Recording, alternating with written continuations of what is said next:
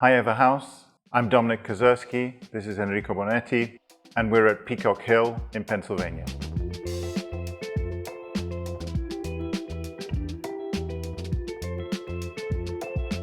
The house was built in 1975. The owner was a billionaire in the oil business. He would come here in helicopter, land the helicopter on the lawn at the entrance. He wanted a weekend house separated from his business. And the house was perfect. It was clean design, minimal, designed very functionally. Everything has a reason to be there, in contrast with a lot of houses that you find today. We're architects, and a few years ago, both our families were asking to look for a retreat someplace out of the city. We started to look for a place to build a house. We have done several houses in the Hamptons, but we see that more of a summer place. So we decided to look in the opposite direction, the first part of Pennsylvania, coming from New York. Driving on this road, I happened to look up and I saw what looked like a fantastic house. We saw that it was available. We came to see it and we couldn't believe what we found. We wanted to build one from scratch, but finding such a treasure was even more exciting. The entrance of the house has a bridge that spans over what was designed at the time as a Japanese rock garden. From when it was designed until now, many trees grew around, so it kind of changed a little. The house was designed around this split-level living room with entertainment area, with the bar overlooking it. Then there's other areas like the double-height sunroom with another large living space and a double-sided fireplace. There's the guest wing overlooking the pool area, and upstairs there's two primary bedrooms. As we're in the mountains, we have fantastic light, and also climate that changes from foggy and misty, little rainy, all to full-on sun, and that can happen in a day. The north side of the house is facing the forest, and the windows are selected to pick up on individual targeted views or onto trees, whereas on the south, everything is open. Some of them are single story, some of them are double story, brise soleils for controlling the light. As the angle of the sun changes throughout the year, we have really beautiful interactions, the way it gets modeled by the sunlight.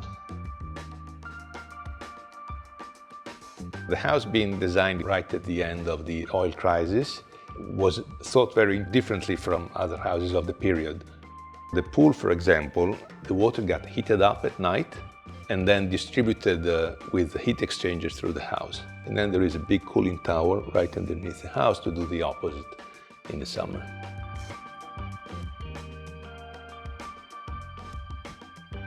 Some of the things that are really interesting in the house are the bathrooms. It was at the time when it was in fashion to use European fixtures, ceramic lavatory, toilets, bidet. I guess they were very exotic at the time, and we kept it like that. Luckily, all the original furniture was stored in the basement. Amazing pieces from Pace Collections, great line of furniture in the 70s. We have some items from a designer of the 70s, Riccardo Fasanello, who did the Fardos chair that we have in the game room. He also did the revolving chair that we have in the sunroom. A lot of other pieces were already in the house. We just had to restore it and bring it back to what they used to be. With all the windows facing perfectly south, we decided that all the walls facing the windows needed to be dark so as to minimize reflections, so you really get to see the outside. We then started to look at painting the outside of the house black as well. In the wintertime, the black house ends up being very contrasted with a blanket of snow in the whole valley. It ends up looking to the naked eye like a black and white photograph from the outside.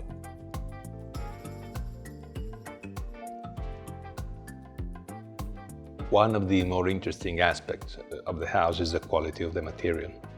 The interior of the house is clad with California Redwood, which you can't get anymore. Pristine boards, perfectly beautiful. And then in front of the windows that are opening to the drop-off, there are big, perfect beams of redwood, something that is impossible to find today. When we bought the house, my wife and I were not married yet, and so we ended up having a lot of big parties here with our single friends.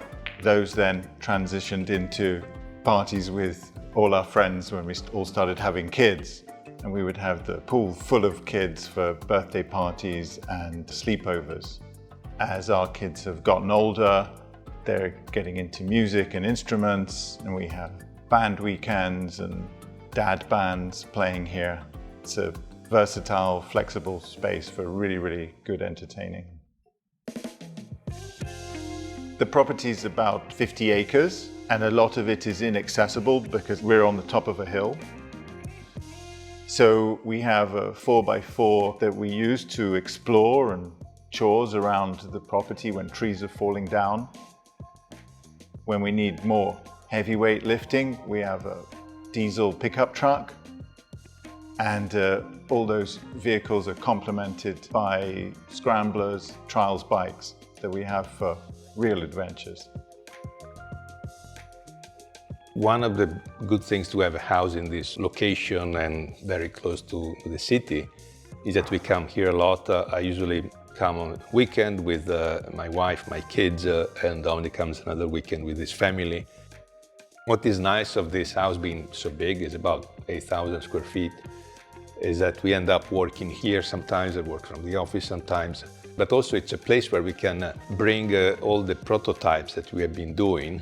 For example, we have a lounger that we did for an Audi, designed to watch a movie on an iPad. Because we thought when you're watching something, you never have something that is supporting your elbows, so made in this shape, it's perfect for that. It was a bit of a gamble to invest in a house like this, in this location, but it worked out because now actually my kids are coming by themselves with their friends. And I guess your kids are gonna start soon, right? Yeah. Subscribe to the Everhouse channel by clicking on the logo to receive updates on our latest episodes.